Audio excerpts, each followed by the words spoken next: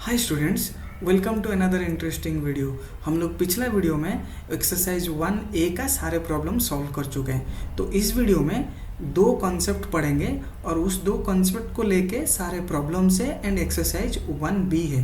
क्या है वो दो कॉन्सेप्ट? एक है जीएसटी ऑन वैल्यू एडिशन और एक है इनपुट टैक्स क्रेडिट। चलिए समझते हैं वो दो कॉन्सेप्ट क्या होता है एंड वो दो कॉन्सेप्ट कैसे यूज होके सारे प्रॉब्लम्स है एंड उस प्रॉब्लम्स को कैसे सॉल्व किया जाता है। चलिए शुरू करते हैं। सो चलिए जानते हैं पहला concept, that is GST on value addition. ठीक है, सो पहले हम समझ लेते हैं वैल्यू एडिशन क्या होता है, और ये एक बहुत इंपॉर्टेंट चीज़ है। ठीक है, ये आपको इस प्रॉब्लम चैप्टर का प्रॉब्लम सॉल्व के लिए नहीं, ये एक जेनरिक कॉन्सेप्ट है। वैल्यू एडिशन एक्चुअली में क्या होती है, राइट? वैल्यू एडिशन वही होती है जो अगर आप कुछ चीज़ें खरीद रहे हो या आप कुछ कर रहे हो जिसके वजह से एक प्रोडक्ट या कोई भी चीज़ें का वैल्यू बढ़ जाती है, ठीक है, उसको बोलते हैं वैल्यू एडिशन। चलिए एक एग्जांपल के माध्यम से समझते हैं। लेट से आप एक नोटबुक खरीदो जिसका प्राइस है 20 रुपीज़, ठीक है।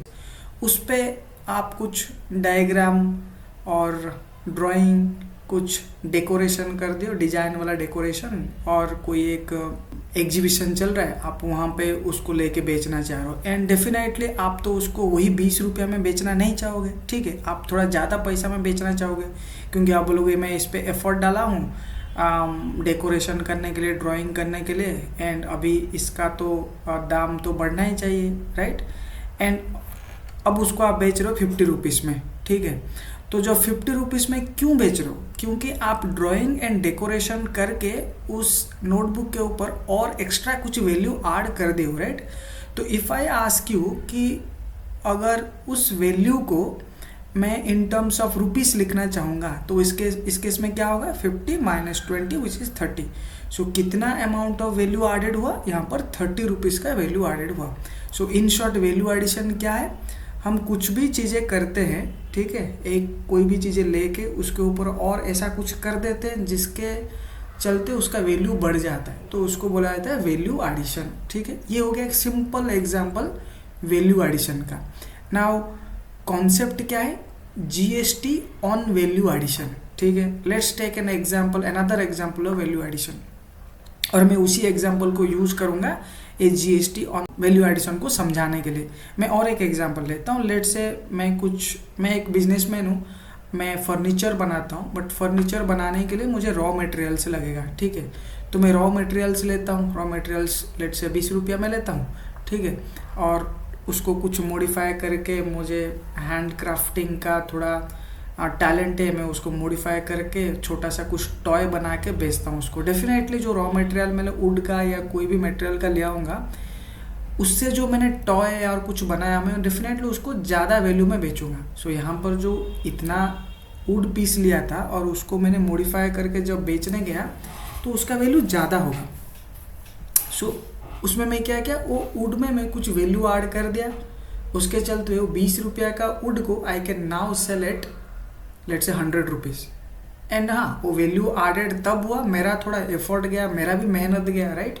तो 100 रुपीज़ जो बढ़ गया, विच इज ईयर 80 रुपीज़ का इंक्रीमेंट, वो हो जाता है वैल्यू एडिशन, ठीक है। इन अदर वर्ड्स मैं ये भी बोल सकता हूँ कि वो मेरा छोटा सा बिजनेस है, एक एग्जाम्पल ऑफ बिजनेस, और वो मेरा प्रॉफिट भी है। तो इस केस में मैं यहाँ पर लिखा भी हूँ, ये जो 30 रुपीज़ का वैल्यू एडिशन हुआ है, this you can call as profit also, right? Similarly अगर यही कॉन्सेप्ट को हम जीएसटी के साथ जोड़ेंगे तो जीएसटी कैसे अप्लाई होता है, जीएसटी ऑन वैल्यू एडिशन समझना जरूरी है। सो चलिए समझते हैं। सिमिलर कुछ एग्जांपल ले आओ। लेट्स से कोई एक बिजनेसमैन है, ठीक है, और जो फर्नीचर सेल करता है, ठीक है, उनको रॉ मटेरियल खरीदना पड़ेगा। क्या क्या रॉ मटेरियल हो सकता है? Would, adhesive product like Fevicol and many more, right? मैं आप जस्ट दो ही एग्जांपल यहाँ पर ले आओ, बट बहुत कुछ रॉ मटेरियल खरीदना पड़ता है। और टेबल बनाने के लिए हो सकता है सिर्फ वुड से काम हो जाएगा, and few other finishing raw material. मुझे सोफ़ा बनाना है, मुझे और कुछ फर्नीचर बनाना है, लेट से बेड, उस टाइप ऑफ चीज़ें के लिए डिफरेंट रॉ मटेरियल लगेगा। लेट्स टेक एन एग्जाम्पल, वो एक सोफ़ा बना रहा है या एक टेबल बना रहा है, उसके लिए वो जितना भी रॉ मटेरियल खरीद रहा है उसका वैल्यू है 50,000, ठीक है। तो रॉ मटेरियल का प्राइस जो है 50,000, अब हम लोग जीएसटी में अभी तक जितना पढ़े हैं ये तो सीख गए हैं कि जो हम चीज़ें खरीद रहे हैं किससे, तो हमें जीएसटी पे करना पड़ेगा, करेक्ट। ठीक है, नाउ जीएसटी पे करना पड़ेगा। लेट से वो जो रॉ मटेरियल के ऊपर जीएसटी परसेंटेज है 20%, ठीक है। सो 50,000 इज द प्राइस हो गया, you can say MRP. 20% is the tax हो गई, ठीक है। तो टैक्स अमाउंट क्या होगा, 20% ऑफ 50,000, तो आ गया 10,000 है, ठीक है। सो हमारा ये हो गया एमआरपी, ये हो गई टैक्स परसेंटेज, ये हो गया अमाउंट ऑफ टैक्स। ये हम ऑलरेडी पढ़े हैं कैसे टैक्स कैलकुलेट करते हैं। नाउ मैं इस एग्जाम्पल में आगे बढ़ने से पहले एक छोटा सा 4 टर्म समझा देना चाहता हूँ। एक है buying price before tax, buying price after tax. So अगर इस एग्जाम्पल को मैं लूँ, ठीक है, ये हो जाएगी बाइंग प्राइस, क्या होगा, ये बिफोर टैक्स होगा क्योंकि मैं टैक्स अप्लाई नहीं किया हूँ। अगर मैं आप लोग को पूछूंगा बाइंग प्राइस आफ्टर टैक्स क्या होगा, 50,000 plus tax amount which will be equal to 60,000। So ये हो जाएगी मेरे लिए 50,000, ये हो जाएगी 60,000 क्योंकि इसमें टैक्स इंक्लूड हो गया। सिमिलरली दो टर्म और एक है। सो एक सेलिंग प्राइस,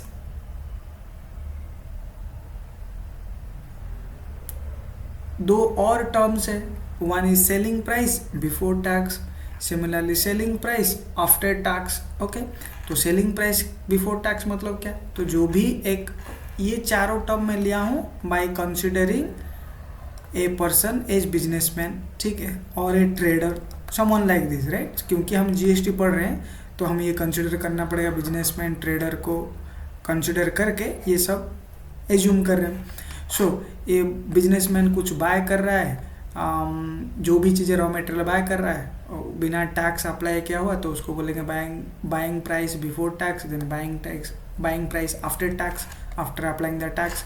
ना वही बिजनेसमैन कुछ नया चीज़ें बना के बेचेगा, राइट, तो definitely he will fix a price. तो वो जो भी प्राइस फिक्स करेगा उसका प्रॉफिट को मिला के, ठीक है, तो क्या होगा, selling price before tax, right. So let से यहाँ पर ये सोच रहा है कि मुझे 20,000 की मैं प्रॉफिट रखना चाहता हूँ, ठीक है। तो यहाँ पर क्या होगा, सेलिंग प्राइस बिफोर टैक्स, ये 50,000 प्लस 20,000 तो हो जाएगी 70,000, ठीक है। यहाँ पर मेरा कितना हो गया, प्रॉफिट हो गई 20,000, 20 के। और इतना प्राइस में क्या बिजनेसमैन सेल करेगा क्या कंज्यूमर को, नहीं, इसके ऊपर टैक्स लगेगा। टैक्स कितना परसेंटेज मैंने बोला था, 20%, तो क्या आ जाएगा 20% मतलब 70,000 plus 20% which will be equal to 84,000, ठीक है। सो ये चारों टर्म पहले मैं समझा देना चाहता हूँ, buying price before tax, selling price before tax, buying price after tax, selling price after tax. ऐसे ही कुछ हम पिछला एक्सरसाइज में ऑलरेडी पढ़े, मैं जस्ट रिफ्रेश कर देना चाहता हूँ आप लोग का मेमोरी को, ठीक है। तो ये 4 टर्म समझ गए। Now coming back to our example, जो कि मैंने बोला था रॉ मटेरियल का प्राइस है 50,000 और बिजनेसमैन को 20% टैक्स देना पड़ा which is 10,000। So all together buying price after GST क्या हो जाएगा, आफ्टर टैक्स 60,000 हो गया, ठीक है। नाउ उस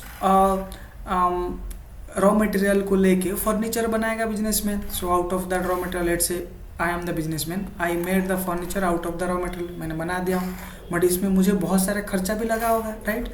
सो मुझे जो मैं एम्प्लॉय रखा हूँ वो कुछ एफर्ट डाला, उसको कुछ सैलरी देना पड़ेगा, और सिमिलरली मैं तो कोई एक शॉप खुला होगा तो उसका रेंट भी देना पड़ेगा। तो ये सारे मैं कैलकुलेट करके मैं कुछ डेफिनेटली प्रॉफिट मेरे ने निकालूंगा। So let's say all together I want to keep a profit of 30,000, ताकि मैं इस 30,000 से मेरे एम्प्लॉय को कुछ सैलरी दे सकता हूँ, मेरा जो शॉप है कुछ रेंट भी दे सकता हूँ, ये सब काम कर सकता हूँ। सो ऑल टुगेदर मैं जितना मैं खरीदा हूँ मुझे 30,000 प्रॉफिट होना चाहिए eight the end of the day, ठीक है। सो मैं क्या करूँगा, what I will do is, मैं सेलिंग प्राइस निकालूंगा, selling price of the furniture में निकालूंगा। मैं कैसे निकालूंगा, मुझे पता है मैं सेलिंग प्राइस जो रखूंगा उसके ऊपर टैक्स लगा के मैं कंज्यूमर को दूंगा।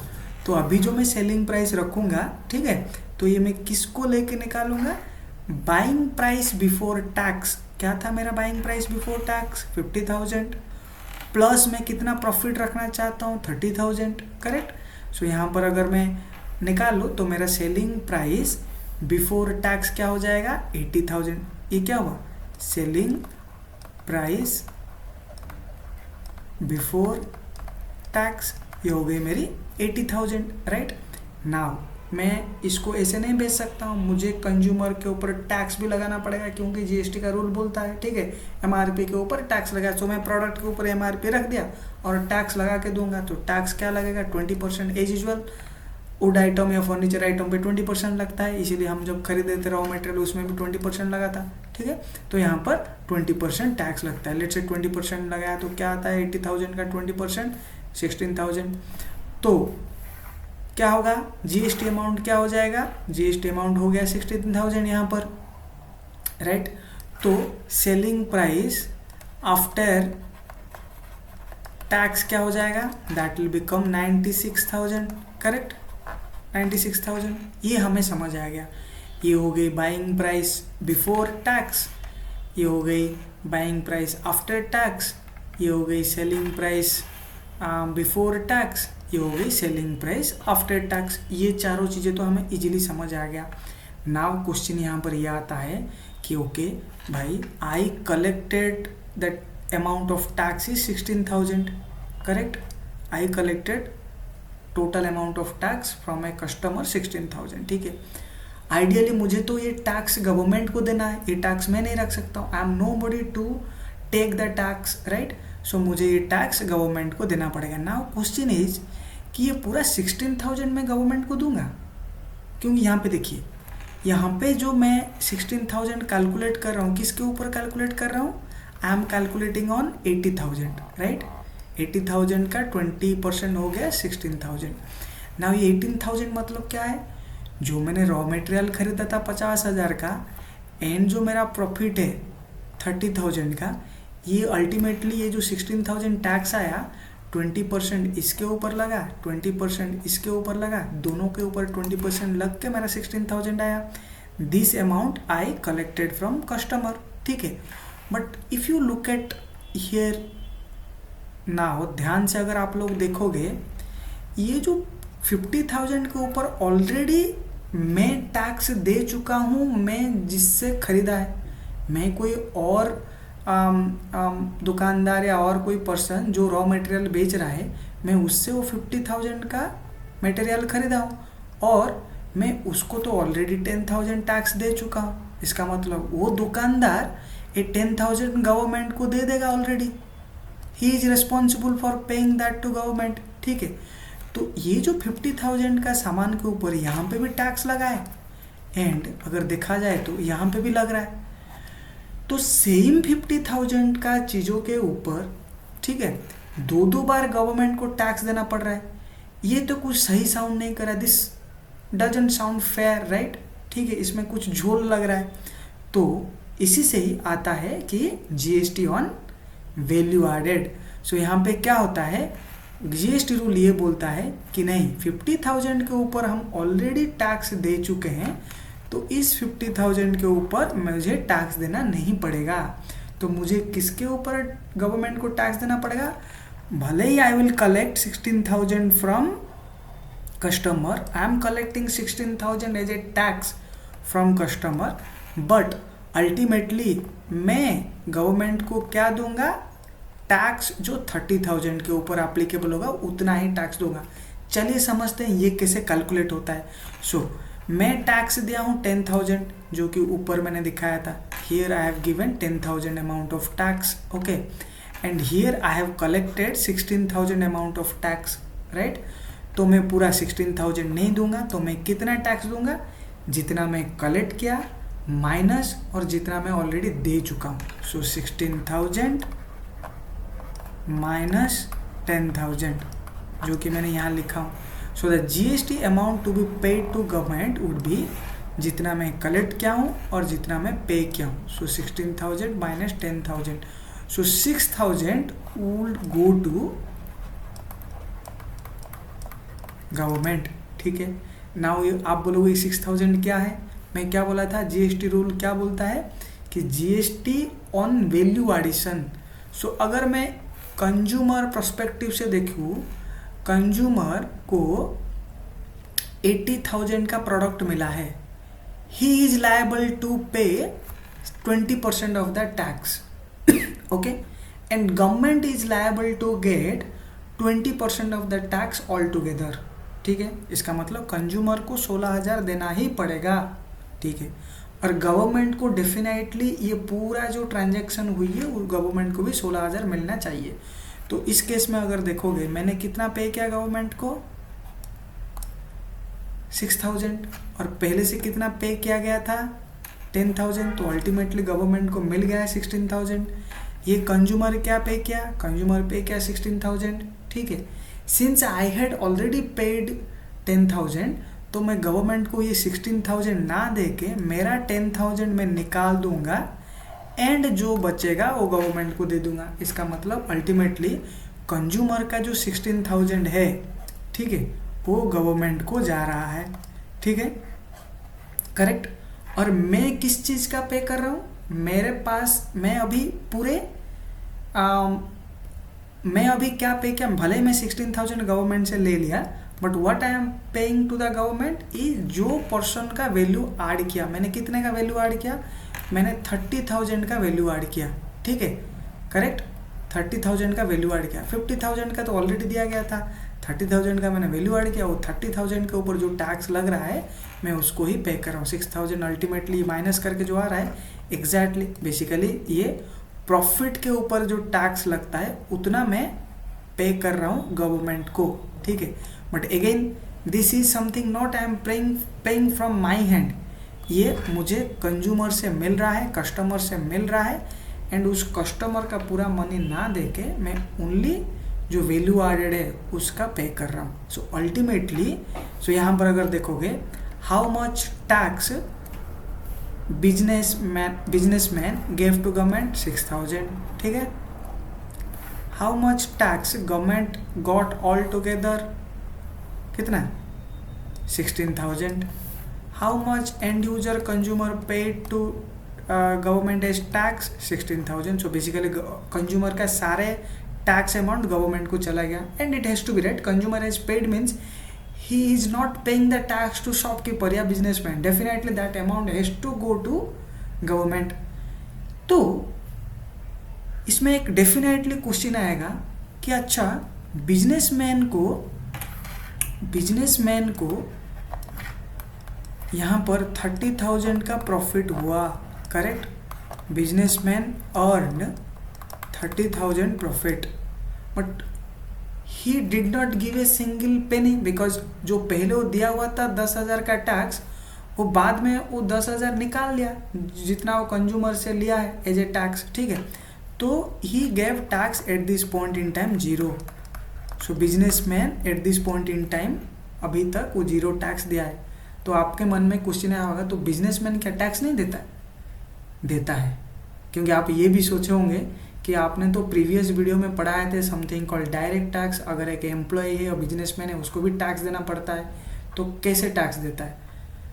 बिजनेसमैन को भी देना पड़ेगा। तो बिजनेसमैन क्या करेगा, उसका हर एक मंथ का प्रॉफिट निकाल के पूरा ईयरली प्रॉफिट कैलकुलेट करेगा। First month profit, second month profit, third month profit, like that way. तो पूरा एनुअल प्रॉफिट निकालेगा, ठीक है, एनुअल प्रॉफिट निकालेगा।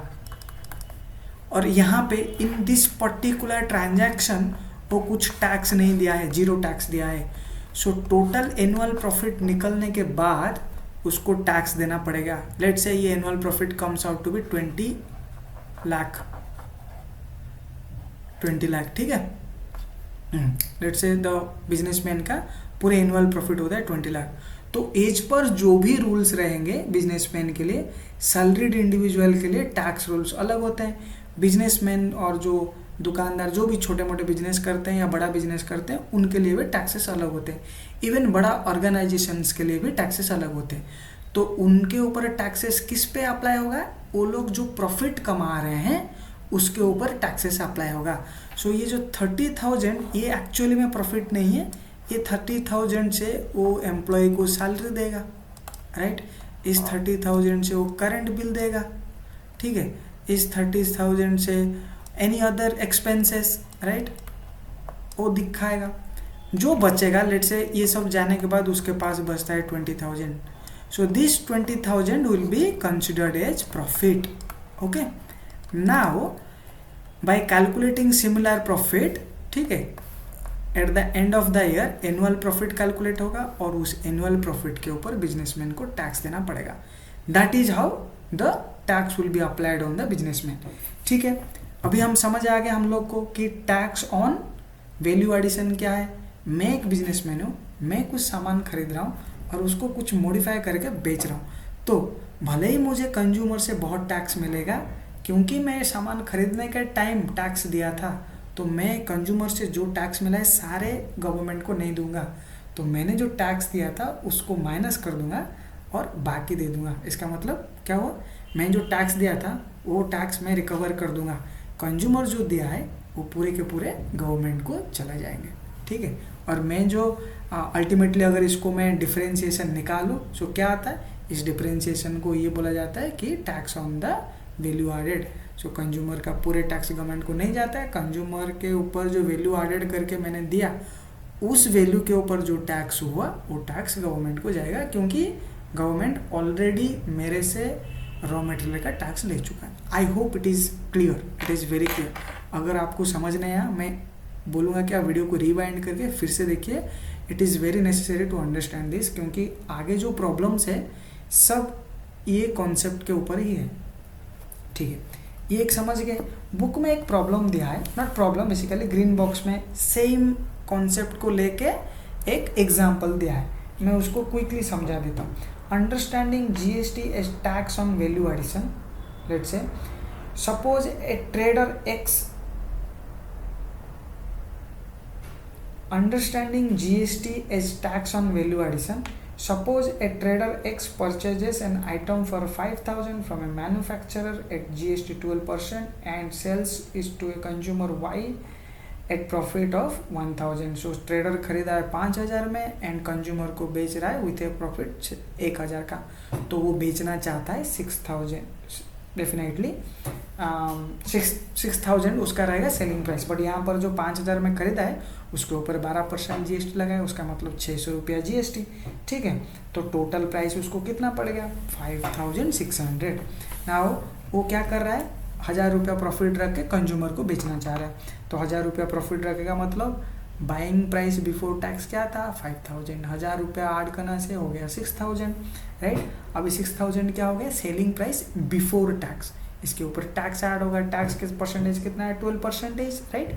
तो 12% ऐड करने के बाद 720 आता है, 720 में 6,000 मिला देने से 6,720, करेक्ट। तो यहाँ पर ये हो गया total selling price after tax. यहाँ पर वो कस्टमर से टैक्स कितना कलेक्ट किया है 720, वो पहले कितना टैक्स ऑलरेडी दिया था 600, और अभी गवर्नमेंट को कितना देगा 720 माइनस 600 विच इज 120। ये 120 क्या है, वो जो प्रॉफिट रखा है, जो वैल्यू एडिशन किया है, उस प्रॉफिट के ऊपर 12% अगर हम टैक्स लगाएंगे वही है, वही वाला पोर्शन जो कि वो गवर्नमेंट को दे रहा है, ठीक है। सो 12% ऑफ 1,000 इज 120। यहाँ पर एक पॉइंट दिया गया है, रिमेंबर में GST never calculated on GST already paid. So यहाँ पर अगर आप ध्यान से देखोगे, मैं यहाँ पर जीएसटी जो सेलिंग, हाँ, मैं यहाँ पर जो प्रॉफिट ऐड किया, I did not add on 60,000, I added on 50,000 itself. यहाँ पे जो बाइंग प्राइस बिफोर टैक्स था, इसको लेके मैंने 30,000 ऐड किया, जो कि मेरा सेलिंग प्राइस बिफोर टैक्स है, इसके ऊपर मैं टैक्स लगाया। अगर आप सोच रहे हो कि नहीं, you should take 60,000 and add your profit in there and उसके ऊपर आपको टैक्स लगाना है, नहीं, क्योंकि ये जो 60,000 है ना, ये ऑलरेडी टैक्स इसमें इंक्लूडेड है, तो इसका मतलब इस पे टैक्स है।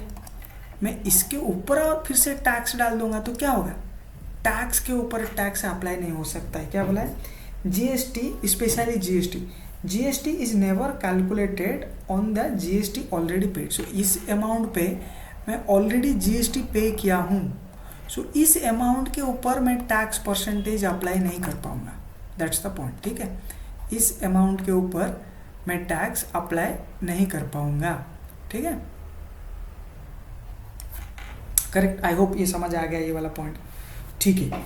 यही कुछ सिंपल चीज़ होता है कि GST on value addition. Quickly हम नेक्स्ट पॉइंट को भी समझ लेते हैं, that is input tax credit.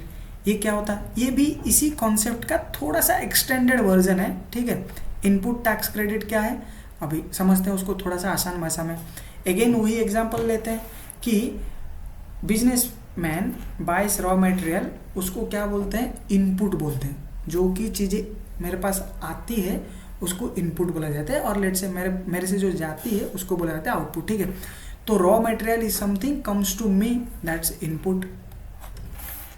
Tax paid during raw material buying, so raw material खरीदने के टाइम जो मैं टैक्स पे कर रहा हूँ उसको बोला जाता है इनपुट टैक्स। तो एक आधा टर्म हम समझ लेते हैं, one of them is input, one of them is input tax. Similarly जो मैं फर्नीचर बना के बेचूंगा दैट इज आउटपुट, ठीक है। एंड जो फर्नीचर बना के बेचने के टाइम में जो टैक्स कलेक्ट करूँगा that will become output tax, ठीक है। सो input, input tax, output tax, ये चार चीज़ें हमें समझ में आ गई, ठीक है। Now output tax which is collected from consumer ideally should be paid to government. Logically अगर देखा जाए कंज्यूमर तो पूरा पे कर दिया, ठीक है। कंज्यूमर को क्या लगेगा कि मैं टैक्स जो दिया गवर्नमेंट के पास जा रहा है, ठीक है, और गवर्नमेंट के पास जाना चाहिए। बट अगर मैं रॉ मटेरियल के लिए कुछ ऑलरेडी पे किया हूँ तो डेफिनेटली मैं डिडक्ट करके लूँगा, and that's what we learned in the GST on value addition, ठीक है। So output tax which is collected from consumer ideally should be paid to government. If input tax is paid then that needs to be credited. So मैं क्या बोल रहा हूँ यहाँ पर कि अगर, हाँ ठीक है, मैं कंज्यूमर से जो टैक्स लिया हूँ which is output tax, I am agreeing that मैं वो पूरा गवर्नमेंट को दे दूंगा। बट किस केस में दूंगा? अगर मैं रॉ मटेरियल खरीदने के टाइम में कुछ टैक्स पे नहीं किया हूँ। फॉर एग्जांपल मैं रॉ मटेरियल ले लिया, कहीं मैं एक लेट से फार्मिंग किया हूँ और उससे मैं कुछ रॉ मटेरियल ले लिया, और मैं किसी तरह एक रॉ मटेरियल लिया हूँ जिस पे मुझे टैक्स देना पड़ा ही नहीं है, तो उस केस में मुझे ये जो पूरा आउटपुट टैक्स है गवर्नमेंट को देना पड़ेगा, ठीक है। बट सिंस मैं जब रॉ मटेरियल ले रहा था जो कि इनपुट है उस टाइम पे टैक्स दिया हूँ, तो वो टैक्स मुझे क्रेडिट होना चाहिए। क्रेडिट होना मतलब मुझे मिलना चाहिए, that's what is called input tax credit, ठीक है। यहाँ पे मैं क्या लिखा हूँ? Then that needs to be credited. So input के टाइम पे जो मैं टैक्स दिया हूँ that tax has to be credited to my account, मतलब वो टैक्स मुझे मिलना चाहिए। तो मैं कैसे लूँ वो टैक्स? डेफिनेटली मैं कंज्यूमर से जो ले रहा हूँ वो टैक्स को माइनस करके बचा हुआ अमाउंट गवर्नमेंट को दे दूंगा, तो that becomes the same thing. मैं वो टैक्स ले लिया, सो बिजनेसमैन क्या करेगा? Businessman should get the input tax, correct. So in short we can say businessman should pay output tax minus input tax. Consumer से जो टैक्स कलेक्ट किया है माइनस इनपुट टैक्स, वो जो दिया था जितना अमाउंट बचा है that he or she should pay to the government, ठीक है। सो ये जो इनपुट के टाइम पे जो टैक्स दिया हुआ था वो टैक्स बिजनेसमैन को मिलना चाहिए, और यही कॉन्सेप्ट को बोला जाता है कि इनपुट टैक्स क्रेडिट।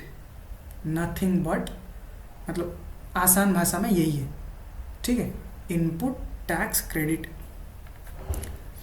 एग्जाम्पल वही ले लेते हैं, बुक में दिया हुआ है, ठीक है। Input tax paid during purchase, एक 80 रुपया दिया था tax paid during purchase. And output के मतलब बेचने के टाइम जो टैक्स कस्टमर से मिला है which is 100 rupees. So businessman will pay 100 minus 80 which is 20 rupees to the government, ठीक है। टैक्स ऑन विच इज क्या हो गया, ये बिजनेसमैन क्या पे कर रहा है? Tax on selling price, correct, and tax on buying price, ठीक है। Tax on selling price minus tax on buying price. So basically tax on selling price minus buying price. तो यहाँ पर अगर मैं प्रीवियस ले लूँ, मेरा सेलिंग प्राइस क्या था 80,000, मेरा बाइंग प्राइस क्या था 50,000, ठीक है। तो टोटल गवर्नमेंट को क्या जाएगा tax on 80,000 minus 50,000, so tax कितना आता है 20% of 30,000 which is equal to 6,000, क्योंकि गवर्नमेंट ऑलरेडी 10,000 टैक्स ले चुका है, 50,000 का टैक्स ले चुका है, hence we are not including again that, we are deducting that from the total amount. So businessman को 6,000 देना पड़ेगा. So in short both concepts are same, ठीक है, बस दो डिफरेंट टर्म्स को हमको समझना पड़ेगा. GST on value addition and input tax credited, ये दोनों लगभग एक दूसरे के साथ जुड़ा हुआ है, बट थोड़ा सा थिन लाइन में डिफरेंट है कॉन्सेप्ट. अगर ये दोनों हम अच्छा से समझ लिए हैं then we are all set to do the problem and exercise. I hope आप लोगों को ये दो कॉन्सेप्ट अच्छे से समझ में आ गया होगा. ठीक है, GST on value addition and input tax credit, यही दो को लेके ही पूरा प्रॉब्लम्स एंड एक्सरसाइज 1B रहेगा. तो हम लोग नेक्स्ट वीडियो में वो प्रॉब्लम्स एंड एक्सरसाइज करेंगे. इस वीडियो को यहाँ रखते हैं. अगेन आप लोग को मेरा टीचिंग बढ़िया लग रहा है तो एक लाइक कर दीजिएगा एंड चैनल को सब्सक्राइब कर दीजिए.